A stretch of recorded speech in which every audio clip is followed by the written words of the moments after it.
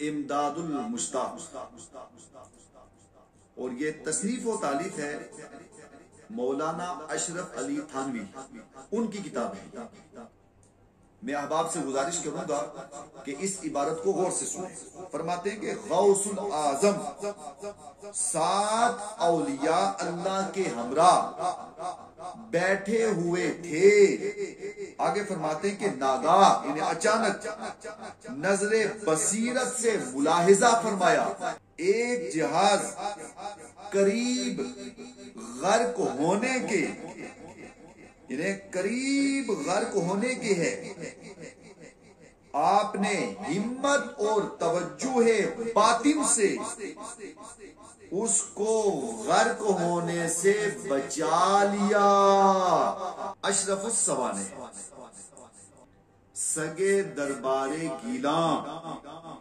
شو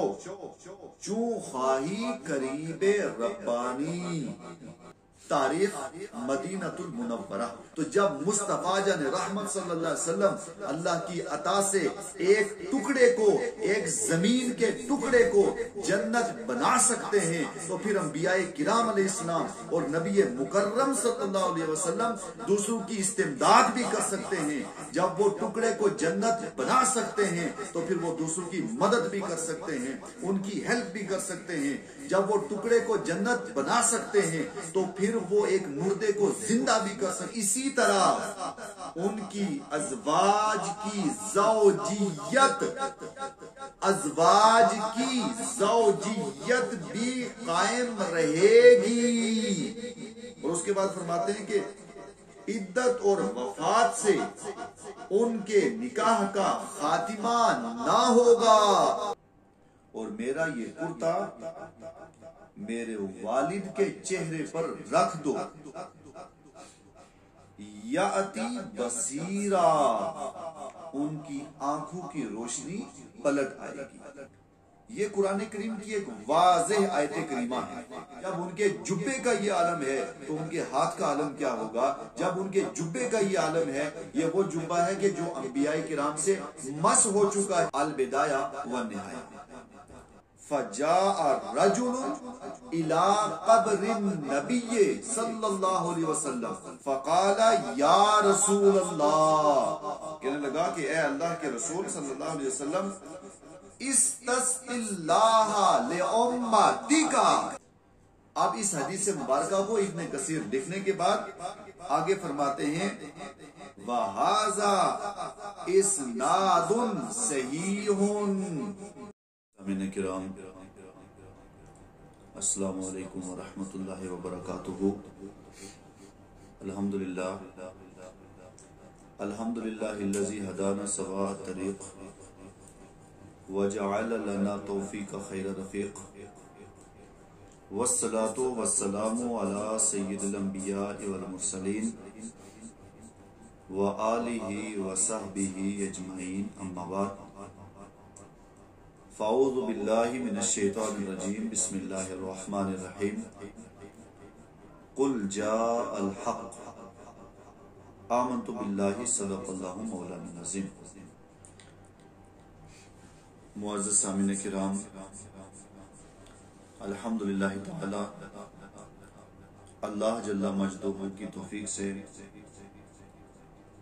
اور نبی مکرم شفیع معظم صلی اللہ تعالی علیہ وسلم کے توسل سے ہماری ایک سلسلہ وار گفتگو چل رہی ہے ایک اہم موضوع پر، جس میں ہم نے گزشتہ نشست میں بھی واضح کیا تھا، اور اسی پر آج کی گفتگو بھی رہے گی کہ نبی مکرم صلی اللہ علیہ وسلم اور انبیاء کرام، ان سے استمداد حاصل کرنا، ان سے مدد حاصل کرنا، کیا یہ درست ہے یا نہیں؟ آج کی نشست میں، آج کی یہ ہماری دوسری نشست ہے کہ انبیاء کرام سے استمداد حاصل کرنا، نبی مکرم صلی اللہ علیہ وسلم سے مدد حاصل کرنا، اس پر آج کی دوسری نشست میں بھی انشاءاللہ اسی پر ہم گفتگو کریں گے۔ اس میں ابتدا میں ہم آپ کی بارگاہ میں قرآن مقدس کی آیہ کریمہ پیش کریں گے، اس کے بعد احادیث نبویہ پیش کریں گے، اور اس کے بعد پھر دیگر کتب سے چند اقوال پیش کریں گے۔ سب سے پہلے آپ کی بارگاہ میں قرآن کریم کی ایک آیت پیش کرتا ہوں، اور یہ آیہ مقدسہ سورہ یوسف کے اندر موجود ہے۔ سورہ یوسف میں یوسف علیہ السلام جب آپ مصر کے بازار میں پہنچ گئے، کہ جب یوسف علیہ السلام مصر کے بادشاہ بن گئے، آپ کے بھائی یوسف علیہ السلام تک پہنچے، بھائیوں نے ملاقات کی، یوسف علیہ السلام کو پہچان لیا، تو اس کے بعد یوسف علیہ السلام آپ نے اپنے والد یعنی یعقوب علیہ السلام جو ان کے متعلق پوچھا کہ ان کا کیا حال ہے، تو آپ کے بھائیوں نے بتایا کہ یعقوب علیہ السلام وہ تو باحیات ہیں، لیکن آپ کے فراق میں ان کی آنکھوں کی روشنی ختم ہو چکی ہے، وہ آپ کے فراق میں اس قدر روتے رہے کہ رونے کی وجہ سے ان کی آنکھوں کی روشنی ختم ہو گئی۔ اس پر حضرت یوسف علیہ السلام آپ نے فرمایا، اور یہ قرآن کریم میں ہے، اللہ تعالیٰ ارشاد فرماتا ہے کہ جو یوسف علیہ السلام نے کہا وہ کوٹ کیا، اور رب تعالیٰ فرماتا ہے کہ یوسف علیہ السلام نے کیا کہا، آپ نے فرمایا کہ اذهبوا بقمیص ھذا، کہ میرا یہ کرتا لے جاؤ، فَأَلْقُوهُ عَلَى وَجْهِ أَبِي، اور میرا یہ کرتا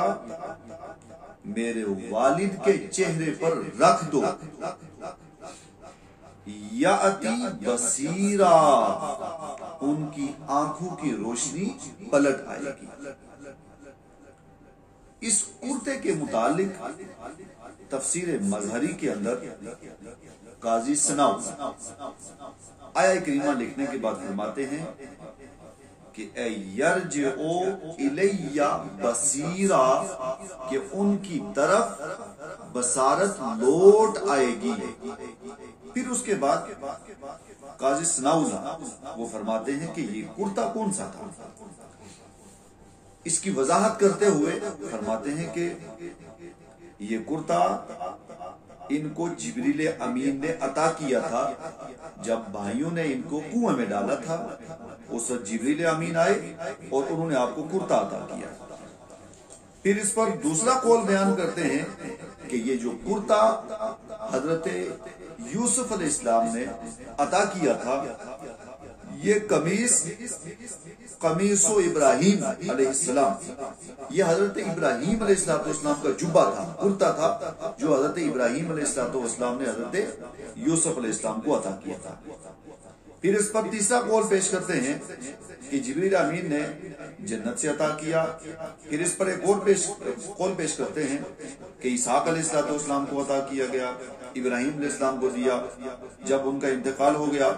تو انہوں نے اسحاق علیہ السلام کو دیا، پھر ان کے بعد یعقوب علیہ السلام کے پاس آیا، اور جب یعقوب علیہ السلام آپ بزرگ ہو گئے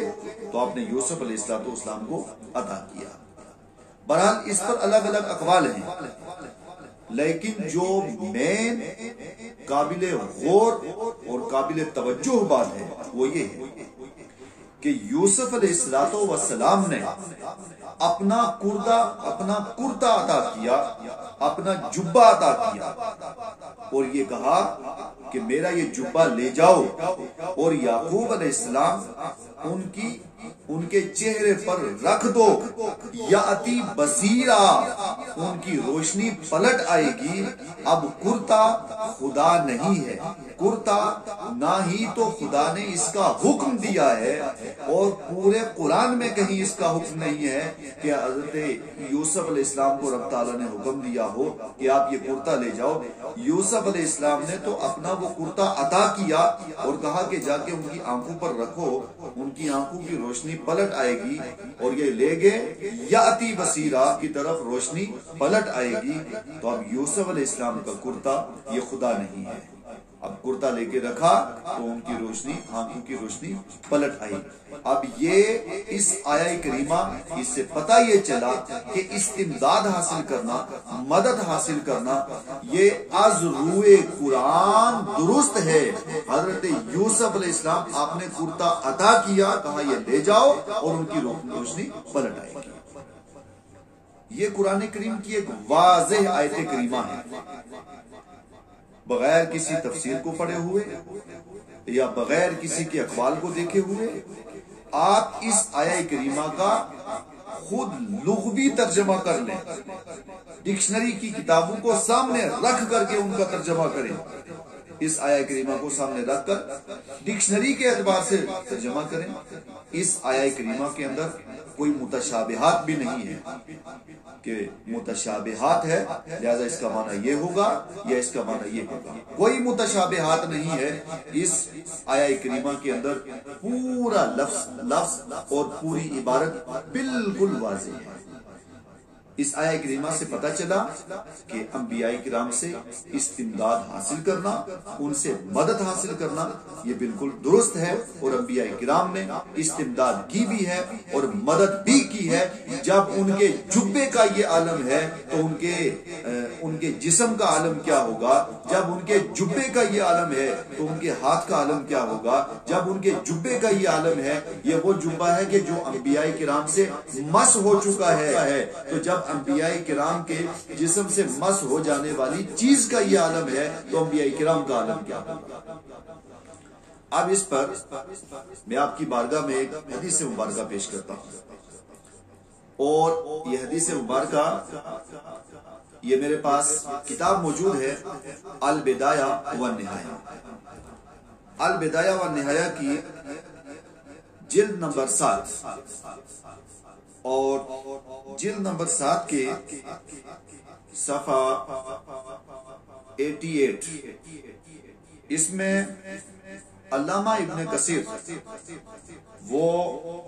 ایک حدیث مبارکہ اس کی تخریج کرتے ہیں اور فرماتے ہیں کہ حدثنا یحییٰ حدثنا ابو معاویہ عن الاعمش عن ابی صالح عن مالک، کہ امام مالک رضی اللہ عنہ ان کی سند سے وہ امام مالک سے روایت کرتے ہیں، امام مالک ان سے روایت کرتے ہیں اور فرماتے ہیں کہ قال، وہ فرماتے ہیں کہ حضرت فاروق اعظم عمر ابن خطاب رضی اللہ عنہ آپ کے دور کے اندر قحط سالی پڑ گئی، تو آگے فرماتے ہیں کہ جب آپ کے دور میں قحط سالی پڑی، فجاء رجل الى قبر النبی صلی اللہ علیہ وسلم، دور کس کا ہے؟ فاروق اعظم رضی اللہ عنہ کا دور ہے۔ آپ کے دور میں ایک آدمی فجاء رجل الى قبر النبی صلی اللہ علیہ وسلم، ایک آدمی نبی مکرم صلی اللہ تعالی علیہ وسلم کے مزار اقدس پہ حاضر ہوا، مزار اقدس پہ حاضر ہونے کے بعد کہا فقال یا رسول اللہ، کہنے لگا کہ اے اللہ کے رسول صلی اللہ علیہ وسلم، استسقِ اللہ لأمتک، کہ یا رسول اللہ صلی اللہ علیہ وسلم آپ اپنی امت کو اللہ کی بارگاہ سے سیراب کریں، یعنی اللہ کی بارگاہ سے آپ اپنی امت کو پانی عطا کریں، سیراب کریں، یہ جملہ کہا۔ اس کے بعد وہ آدمی چلا گیا یہاں تک کہ وہ سو گیا۔ جب وہ سویا تو خواب کے اندر نبی مکرم صلی اللہ علیہ وسلم تشریف لائے۔ امام ابن کثیر نے اس کو نقل کیا ہے کہ خواب میں رسول اللہ صلی اللہ علیہ وسلم تشریف لائے اور آپ نے ارشاد فرمایا کہ عمر ابن خطاب کے پاس جاؤ اور ان کو جا کر کے میرا سلام پیش کر دو، اور اس کے بعد آقا کریم نے فرمایا کہ جاؤ ان کو کہہ دو کہ تمہیں پانی سے سیراب کر دیا جائے گا۔ یہ دور فاروق اعظم کا ہے۔ اب چاہیے تو یہ تھا کہ یہ آدمی خدا کی بارگاہ میں دعا کرتا اور اور یہ کہتا کہ اے اللہ تو پانی عطا کر، تو بارش عطا کر، لیکن یہ آدمی نبی مکرم کی بارگاہ میں گیا، وہ جانے کے بعد کہا یا رسول اللہ آپ خدا کی بارگاہ سے سیراب کر دیں۔ اور دور کس کا ہے؟ فاروق اعظم رضی اللہ عنہ کا۔ اب اس حدیث مبارکہ کو ابن کثیر لکھنے کے بعد آگے فرماتے ہیں وَهَذَا إِسْنَادٌ صحیح، ضعیف بھی نہیں ہے، موضوع بھی نہیں ہے۔ فرماتے ہیں وَهَذَا إِسْنَادٌ صحیح، اس حدیث کے جتنی بھی اسناد ہیں سب کی سب صحیح ہیں۔ قرآن کریم کی آیہ کریمہ آپ نے سنی، اس کے بعد حدیث مبارکہ سنی، تو حدیث سے بھی واضح ہوا اور قرآن کریم کی آیہ کریمہ سے بھی واضح ہو گیا کہ انبیاء کرام سے استمداد حاصل کرنا، مدد حاصل کرنا از روئے قرآن بھی جائز ہے اور از روئے حدیث بھی جائز ہے۔ یہ میرے پاس کتاب ہے تاریخ مدینہ المنورہ، اس کی نظر ثانی جو کی ہے وہ مولانا توصیف الرحمان، انہوں نے اس کی نظر ثانی کی ہے، اور یہ دارالاسلام سے اشاعت ہوئی ہے اس کے اندر حدیث مبارکہ، اور حدیث کیا ہے؟ نبی مکرم شفیع معظم صلی اللہ علیہ وسلم فرماتے ہیں ما بین بیتی و منبری روضۃ من ریاض الجنہ۔ آقا کریم ارشاد فرماتے ہیں کہ میرے منبر اور میری قبر انور، یعنی میرے روضہ اور منبر کے درمیان جو جگہ ہے یہ جنت کے ٹکڑوں میں سے ایک ٹکڑا ہے۔ اب اس کے بعد فرماتے ہیں کہ اس جگہ میں عبادت جنت تک پہنچا دیتی ہے۔ اس کی تشریح کے اندر وہ لکھتے ہیں، تو اس سے معلوم یہ ہوا، آگے فرماتے ہیں کہ قیامت کے بعد یہ حصہ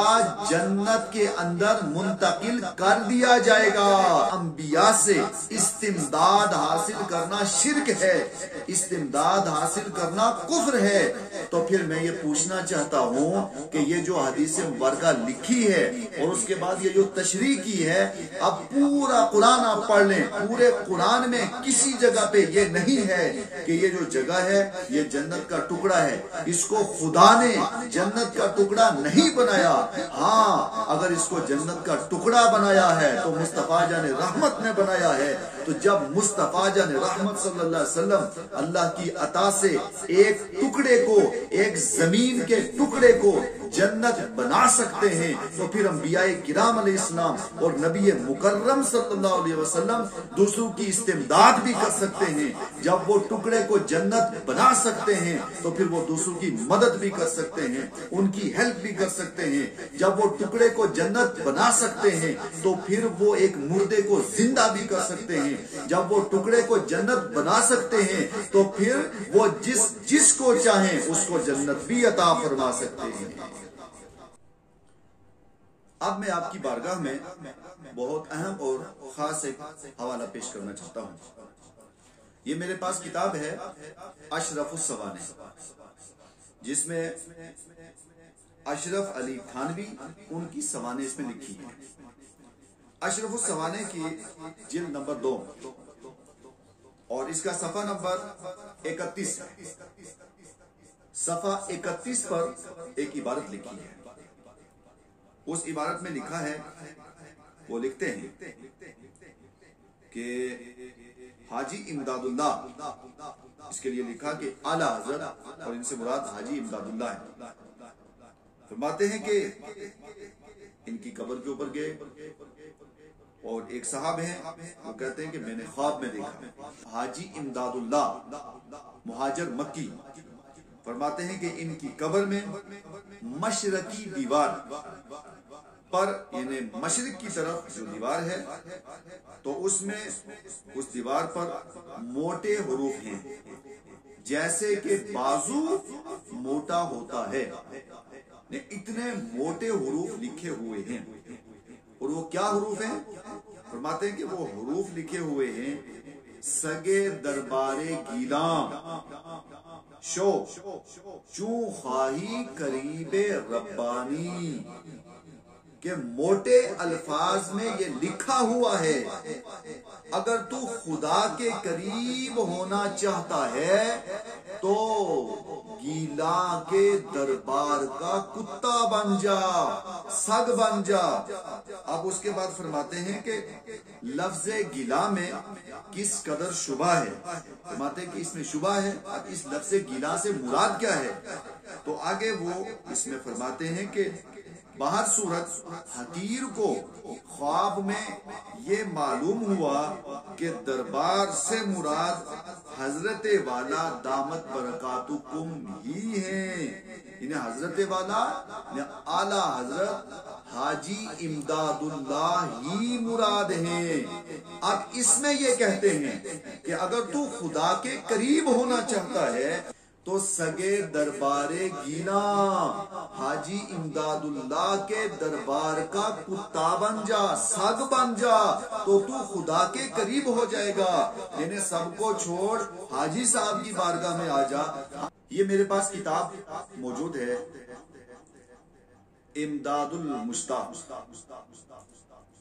اور یہ تصنیف و تالیف ہے مولانا اشرف علی تھانوی، ان کی کتاب ہے، اور اس میں وہ کہتے ہیں کہ تذکرہ ہے اس میں حاجی امداد اللہ مہاجر مکی، ان کا اس میں تذکرہ ہے۔ مکتبہ امداد اللہ، وہاں سے یہ کتاب، محلہ خانقاہ دیوبند، وہاں سے یہ کتاب چھپی ہے۔ اب اس کتاب کے صفحہ نمبر 45، صفحہ 45 کے اندر ایک عبارت لکھی ہے، اور اس میں وہ لکھتے ہیں کہ عاشق دو طرح کا ہے، ایک ذاتی ہے اور ایک صفاتی ہے۔ اسی کی بحث کرتے ہوئے آگے جو لکھا ہے وہ غور طلب ہے۔ میں احباب سے گزارش کروں گا کہ اس عبارت کو غور سے سنیں۔ انبیاء کرام سے استمداد حاصل کرنا، اور انبیاء کرام نے استمداد کی ہے، مدد کی ہے۔ مصطفیٰ جان رحمت صلی اللہ علیہ وسلم حیات ظاہری میں بھی آپ نے مدد کی،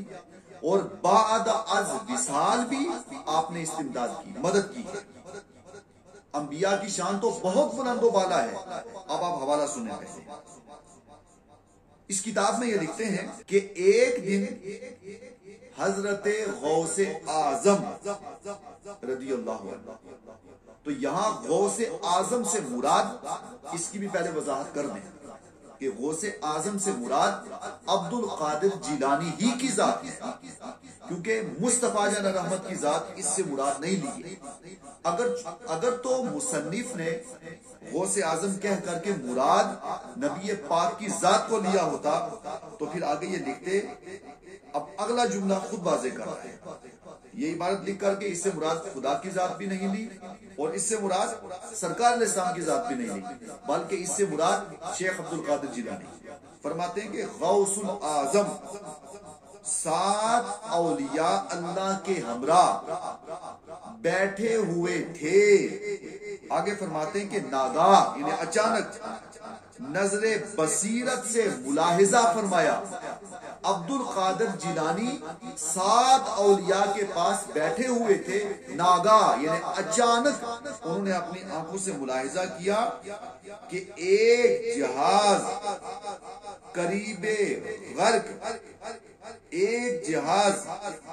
قریب غرق ہونے کے، یعنی قریب غرق ہونے کے ہے، آپ نے ہمت اور توجہ باطن سے اس کو غرق ہونے سے بچا لیا۔ یہ لکھتے ہیں اس کے اندر کہ عبد القادر جیلانی جہاز غرق ہونے والا تھا، آپ نے توجہ، ہمت اور نظر باطن سے آپ نے وہ جو جہاز غرق ہونے والا تھا اس کو بچا لیا۔ اور اس کے بعد پھر آگے فرماتے ہیں کہ وہ 7 آدمی، وہ 7 اولیاء پھر چلے گئے، پھر آگے پھر ان پر بات کی، یہاں تک جو مین اور غور طلبی بات ہے وہ یہ کہ غوث اعظم جیلانی آپ نے ایک جہاز جو غرق ہونے والا تھا تو آپ نے نظر بصارت ہی سے، یعنی دیکھتے ہی دیکھتے اپنی نگاہوں سے ایک ڈوبتے ہوئے جہاز کو واپس پلٹ دیا۔ تو جب غوث اعظم جیلانی ان کی نظر کا یہ عالم ہے تو بارگاہ مصطفیٰ، جن بارگاہ مصطفیٰ جہاں سے ان کو پوری کائنات کو فیض ملا ہے، تو مصطفیٰ جان رحمت کی توجہ کا عالم کیا ہوگا۔ یہ فرماتے ہیں، اور یہ پھر سن لیں آپ کہ یہ کتاب کس کی ہے، یہ امداد المشتاق اشرف علی تھانوی ان کی ہے، مکتبہ دیوبند سے چھپی ہے۔ اس میں یہ لکھتے ہیں، اشرف علی تھانوی خود لکھتے ہیں کہ عبد القادر جیلانی آپ نے اپنی نگاہ بصیرت اور توجہ اور ہمت سے ڈوبتے ہوئے جہاز کو پلٹ دیا۔ تو جب مصطفیٰ جان رحمت کے غلاموں کا یہ عالم ہے، ہم تشریح میں کہہ رہے ہیں کہ یہ عبارت آپ کی کتابوں میں موجود ہے، اور یہ حوالہ اور یہ کتاب آپ کی موجود ہے، آپ کی کتاب ہے، آپ اس کتاب کو اٹھائیں اور اٹھانے کے بعد خود پڑھیں کہ یہاں کیا لکھا ہے۔ یہ عبارت کے اندر بالکل واضح ہے، خود لکھنے کے بعد کہتے ہیں، وہ فرماتے ہیں کہ نظر سے، تو جب غوث اعظم جیلانی کی نظر کا یہ عالم ہے تو جناب مصطفیٰ جان رحمت صلی اللہ علیہ وسلم کی عظمت کا عالم کیا ہوگا۔ اب اس پر اپنی بات کو ختم کرتے ہوئے کہ کیا انبیاء کرام سے استمداد حیات ظاہری ہی میں ہوگی یا بعد از وصال بھی ان سے استمداد ہوگی، تو ہمارا موقف یہ رہے گا بالکل واضح لفظوں میں کہ انبیاء کرام جیسے حیات ظاہری میں زندہ تھے، اسی طرح بعد از وصال اپنی قبروں میں اپنے مزار اطہر کے اندر بھی اسی طرح زندہ ہیں کہ جس طرح آپ حیات ظاہری کے اندر زندہ تھے۔ تو حیات ظاہری کے اندر آپ سے استمداد حاصل کر سکتے تھے، آپ نے مردوں کو زندہ کیا ہے، آپ نے لوگوں کو جنت عطا کی ہے، جس کو چاہا اس کو جنت عطا کی ہے، ان کو جنت کی خوشخبریاں بھی سنائی ہیں، بشارتیں بھی دی ہیں، اور سب لوگوں کی امداد بھی کی ہے، ان کی مدد بھی کی ہے، جس کی آنکھوں میں روشنی نہیں اس کو آنکھوں کی روشنی میں لوٹائی ہے۔ حیات ظاہری کے اندر جس طرح وہ استمداد کر سکتے ہیں اور کرتے ہیں کی ہے، اسی طرح بعد از وصال بھی انبیاء کرام استمداد کر رہے ہیں۔ اور اس پر ہمارا موقف یہ ہے کہ انبیاء کرام اپنی قبروں کے اندر زندہ ہیں، اسی طرح زندہ ہیں کہ جس طرح حیات ظاہری کے اندر زندہ تھے۔ اب اس پر میں جو دلیل آپ کی بارگاہ میں پیش کرنا چاہتا ہوں، اس پر حوالہ، اور حوالہ یہ میرے پاس کتاب ہے خصائص النبویہ، اور یہ کتاب اس کو لکھنے والے حافظ ظہیر علی، اور یہ کتاب اس کی جو تقریر لکھی ہے وہ مولانا محمد سالم قاسمی، محتمم دارالعلوم وقف دیوبند۔ اس کتاب کے جلد نمبر 2 اور جلد نمبر 2 کے صفحہ نمبر 994، اس کے اندر یہ فرماتے ہیں کہ آپ صلی اللہ تعالی علیہ وسلم اپنی قبر مبارک میں زندہ ہیں اور اذان اور اقامت کے ساتھ نماز پڑھتے ہیں۔ انبیاء اور نبی پاک کے لیے فرما رہے ہیں کہ نبی پاک اپنے مزار اطہر کے اندر زندہ ہیں، اذان اور اقامت کے ساتھ آپ اپنے مزار کے اندر نماز ادا کرتے ہیں۔ پھر آگے فرماتے ہیں کہ سرکار دو عالم صلی اللہ علیہ وسلم اپنی قبر میں زندہ ہیں اور آپ کی روح اقدس آپ کے جسم اطہر سے کبھی جدا نہیں ہوئی۔ اب اس کے بعد اسی کتاب کے اندر وہ فرماتے ہیں کہ نبی مکرم صلی اللہ علیہ وسلم آپ اپنی قبر میں حیات ہیں اور آپ کی حیات ایسی ہے جیسے کسی عورت کا شوہر پردیس چلا گیا، بظاہر وہ غائب ہوتا ہے مگر واقع میں موجود ہوتا ہے، اسی لیے آپ کی ازواج سے دوسروں کے نکاح کا سوال بھی پیدا نہیں ہو سکتا، یعنی آپ کی ازواج سے کوئی نکاح بھی نہیں کر سکتا کہ انبیاء کرام اپنے مزار اطہر کے اندر زندہ ہیں۔ اور اس پر پھر مین عبارت یہ ہے، اسی کتاب الخصائص النبویہ جلد نمبر 2 حافظ ظہیر علی کی کتاب جو مکتبہ دارالعلوم دیوبند سے چھپی ہے، اسی کتاب کے اندر حافظ ظہیر علی لکھتے ہیں، وہ لکھتے ہیں اسی طرح، وہ یہ مین عبارت ہے، غور طلب عبارت ہے، اس پر میں سامعین کی توجہ چاہتا ہوں، آپ اس عبارت کو غور سے سنیں۔ وہ فرماتے ہیں اسی طرح ان کی، یعنی انبیاء کرام کی، اور آگے بات چل رہی ہے نبی پاک صلی اللہ علیہ وسلم کی، اس پہ یہ اوپر ہیڈنگ میں لکھتے ہیں سرکار دو عالم صلی اللہ علیہ وسلم کے اعمال اور املاک باقی ہیں، اسی کے تحت وہ نیچے لکھتے ہیں کہ اسی طرح ان کی ازواج کی زوجیت بھی قائم رہے گی، اور اس کے بعد فرماتے ہیں کہ عدت اور وفات سے ان کے نکاح کا خاتمہ نہ ہوگا۔ پھر آگے فرماتے ہیں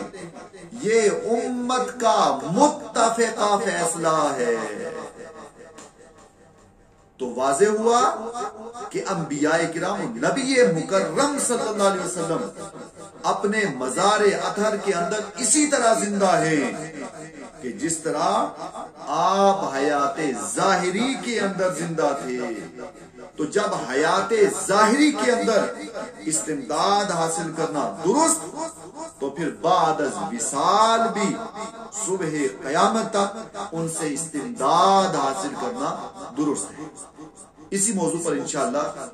ہم دوسری نشست میں بھی گفتگو کریں گے کہ نبی مکرم صلی اللہ تعالی علیہ وسلم سے استمداد حاصل کرنا قرآن سے بھی ثابت ہے، حدیث سے بھی ثابت ہے، ائمہ کے اقوال سے بھی ثابت ہے، صحابہ کرام کے عمل سے بھی ثابت ہے، اور امت کا اس پر اجماع ہے کہ نبی مکرم صلی اللہ علیہ وسلم آپ سے استمداد حاصل کرنا درست ہے، جائز ہے،